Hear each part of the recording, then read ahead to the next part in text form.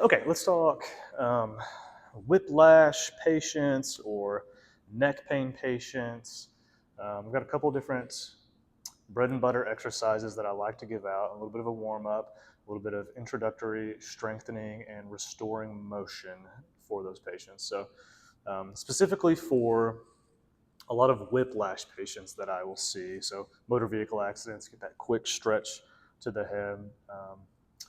What happens is you've got this group of muscles on the back of your head right here called the suboccipital muscles. They control a lot of tilt of the head, so here, and a lot of rotation of the head. So what happens when we get into a whiplash scenario where we get this really quick stretch to the neck and then we fly back with it, is those muscles get this pretty traumatic force that goes through them, and then we get flipped back. And the result is that those muscles will increase in tone, they'll get really guarded, they are going to try to protect everything in the area, so they're going to get really stiff and tight, they're not going to want to move. And it's a good mechanism of protection immediately after an accident. It's kind of what you want to happen, because if we had a true injury to the cervical spine or any of the nerves in the area, you want everything to get kind of locked down and not move too much. But the problem arises is when we don't get that neck moving again after we've made sure there's no major injury. When we don't get that neck moving again, that chronic tightness up in there can start to cause some real issues, resulting in headaches. It can cause balance problems because those suboccipital muscles give a lot of signal to the brain, kind of telling the brain where your head is at in space. So if it's not working in connection with your inner ear like it usually does, and it's not matching up with what your eyes are seeing like it usually does, then it can cause some real balance problems. Like I mentioned, headaches are an issue, and just generally your neck's not going to be doing what you want it to. So we've got a couple things we do to get those muscles back to working normally, loosen them up a little bit. First one, call this a cervical retraction. I'll show you in standing, and then I'll show you laying down, a couple of variations we do from there. So the motion itself looks a little bit like giving yourself a double chin. I know you can't see that with my beard, but the idea is I am pushing my head straight back. So here. If you're doing it right, it should be a little bit difficult to speak whenever you push this head straight back. What I see a lot of patients do is they will just tilt this chin down really, really deep.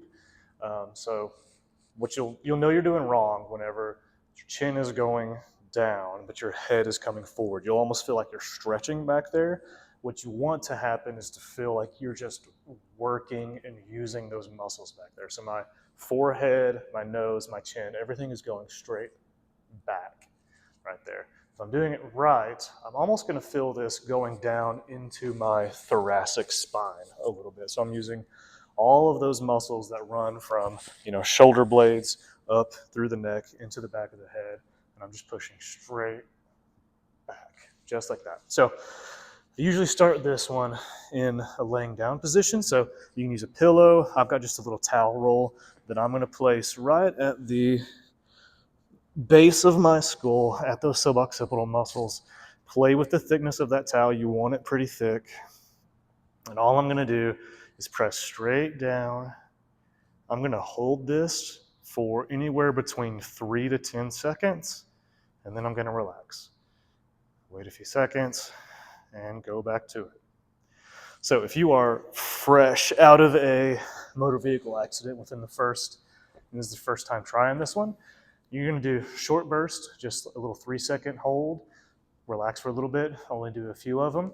As we get down the road, I'm going to have you hold it 10 seconds. We're going to pop off 30 of those when we get started. So that's just called a cervical retraction. That type of press and hold is known as an isometric. So you're using the muscle, but you're not moving around super far. So it's just a little hold and contraction. Just reteaching the muscle how to fire again, how to contract and do what it needs to. Some little variations from that cervical retraction. We can do a little quarter turn to one side and then press straight down. So here I'm using mainly just the left side cervical paraspinal muscles and cervical left side occipital, suboccipital muscles. Same thing over to the right, pressing straight down like so. Later on, some slightly more difficult variations of this. Let me scoot the table.